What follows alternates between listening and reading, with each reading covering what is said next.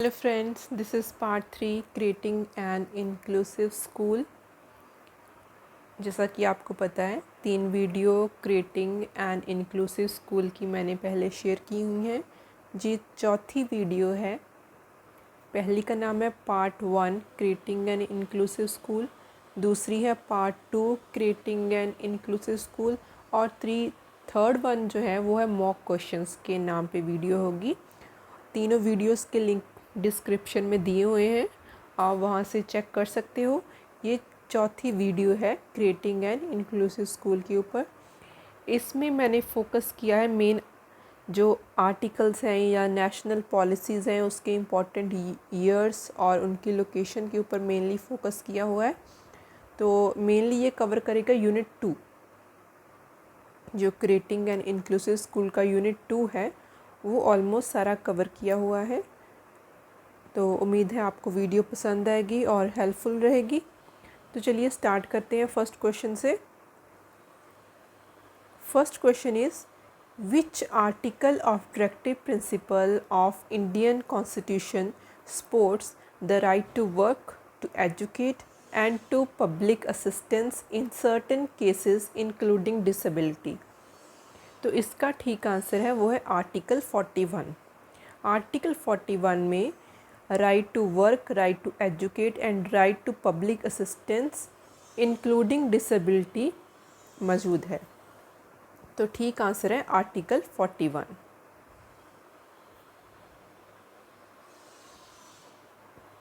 Question number 2, when did first national policy on education NPE was promulgated? तो इसका जो answer है वो है 1968। 1968 में first national policy on education बनी थी by the government of prime minister Indira Gandhi. तो इसका ठीक आंसर है 1968। जो सेकंड नेशनल पॉलिसी थी एजुकेशन के ऊपर वो हुई थी 1986 में, बनी थी by the Rajiv Gandhi government. पहली इंदिरा गांधी की जो थी 1968 में, उसके बाद second national policy Rajiv Gandhi की गवर्नमेंट ने बनाई थी वो थी 1986 में, और 1992 में पीवी नरसिम्हा राव की गवर्नमेंट ने इसको मॉडिफाई किया था। ठीक है, तो इसका ठीक आंसर है बी, ऑप्शन बी 1968।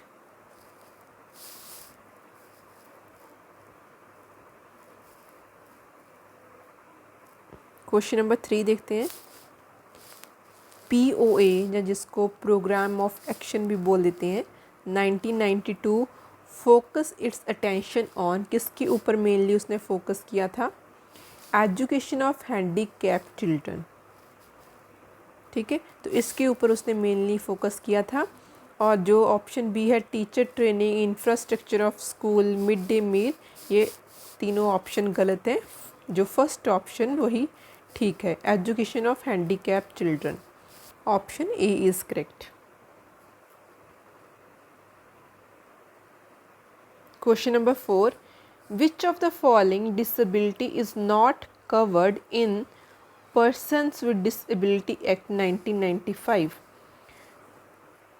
पहली है हियरिंग, दूसरी है लोकोमोटर इम्पेयर्ड, तीसरी है लो विज़न, चौथी है माइग्रेन।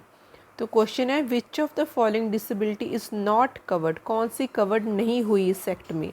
तो वो है माइग्रेन। माइग्रेन नहीं कवर हुई। टोटल 7 डिसेबिलिटीज़ हैं जो कि पर्सन्स विद डिसेबिलिटी एक्ट 1995 ने कवर की थी। वो है हियरिंग, लोकोमोटर इम्पेयर, लो विज़न, ब्लाइंडनेस, मेंटल रिटार्डेशन, लिपोरेसी और मेंटल इलनेस। ये 7 डिसेबिलिटीज़ हैं जो कवर की थी पर्सन विद डिसेबिलिटी एक्ट 1995 में। माइग्रेन उसमें कवर्ड नहीं थी। तो इसका आंसर डी है।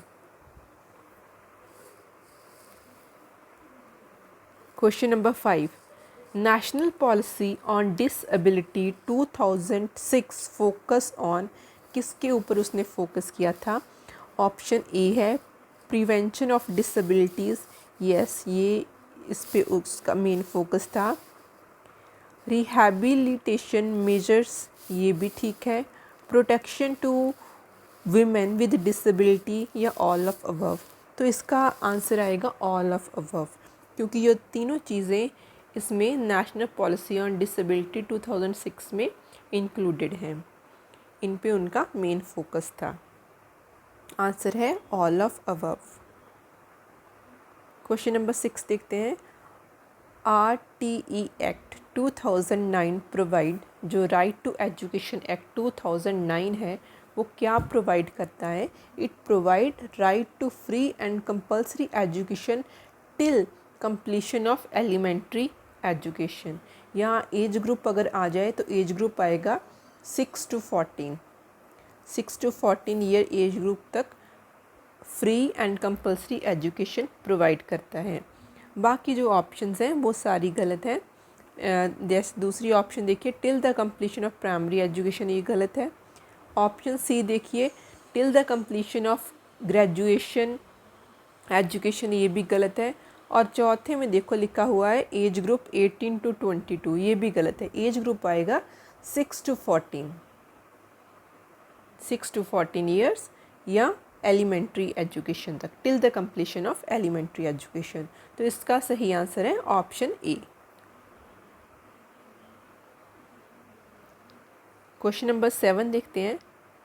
When the rehabilitation council of India becomes a statutory body, तो कब ये बनी थी?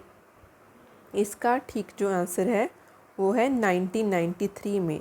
अगर एग्जैक्ट डेट के साथ आए तो 22 जून 1993, इस दिन ये 22 जून 1993 को ये स्टैट्यूटरी बॉडी बनी थी।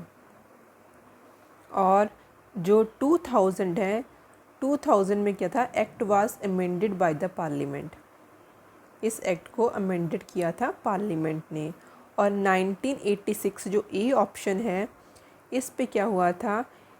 जो rehabilitation council of India, this was set up as a registered society, ये बना था 1986 में, ये एज अ रजिस्टर्ड सोसाइटी बना था। और 1992 में या सितंबर 1992 में जो ये RCI एक्ट है, जिसको हम rehabilitation council of India act भी बोल देते हैं, was enacted by the parliament. तो पहले आते हैं कि 1986 में ये रजिस्टर हुआ था, एज अ सेटअप हुआ था एज अ रजिस्टर्ड सोसाइटी 1986 में। देन 1992 में इनएक्टेड हुआ था by the parliament, RCI act was enacted by the parliament. और 1992 के बाद 1993 में ये एक स्टैट्यूटरी बॉडी बना था। और 2000 में फिर ये this act was amended by the parliament. तो ये तीनों जो चारों डेट्स हैं ये इम्पॉर्टेंट हैं।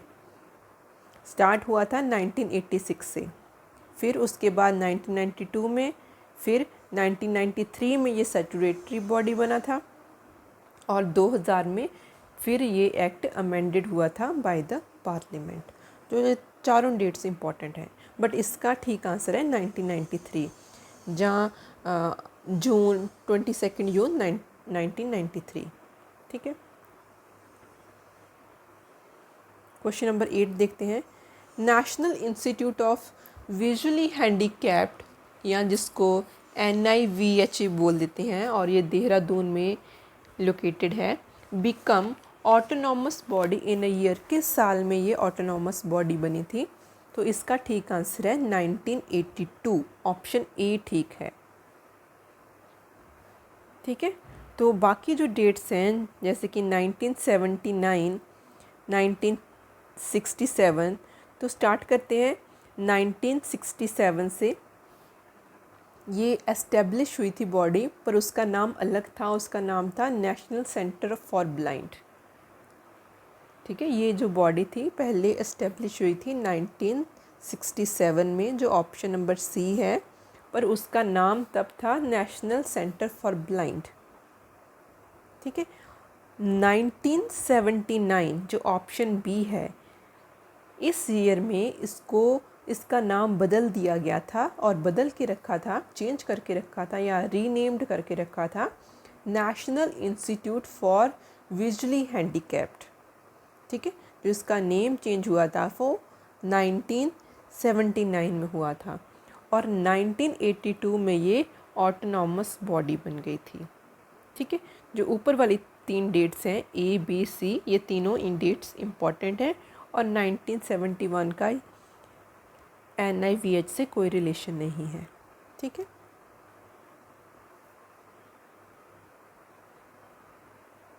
क्वेश्चन नंबर 9 देखते हैं।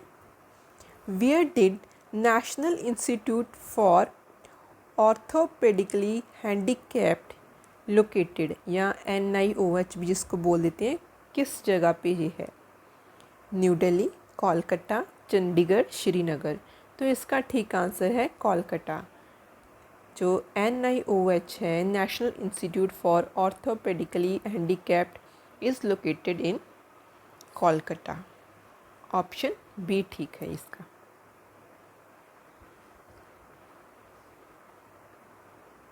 Question number 10, when did Ali Yavar Jung national institute for hearing handicapped was established? कब ये एस्टेब्लिश हुआ था? तो ये एस्टेब्लिश हुआ था 9 अगस्त 1983 में। ऑप्शन सी इसका करेक्ट है और इसका मेन पर्पज़ है evaluation and diagnosis of hearing and speech language impairment. ठीक है, ये हियरिंग और स्पीच लैंग्वेज इम्पेयरमेंट पे ये काम करता है। तो इसकी ये जो है इम्पॉर्टेंट डेट है 9 अगस्त 1983।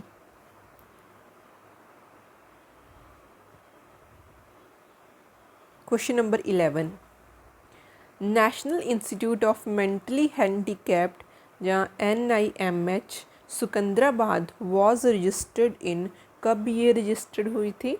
ये रजिस्टर हुई थी 1984 में अंडर सोसाइटी रजिस्ट्रेशन एक्ट 8016। ठीक है, ये 1984 में रजिस्टर हुई थी किसकी under? Under society registration act 1860।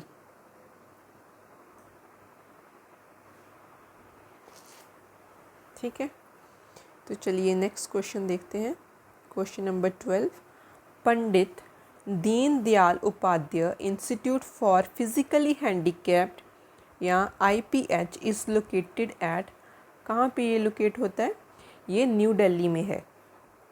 ठीक है, जो पंडित दीनदयाल इंस्टीट्यूट है, it is located eight new Delhi और ये सेटअप हुआ था, इसको भी नोट कर लीजिए, इसकी इम्पॉर्टेंट डेट 12 नवंबर 1976 में। ठीक है, 12 नवंबर 1976, ये भी अंडर सोसाइटी रजिस्ट्रेशन एक्ट 1860, इसके अंडर ही ये रजिस्टर हुआ था।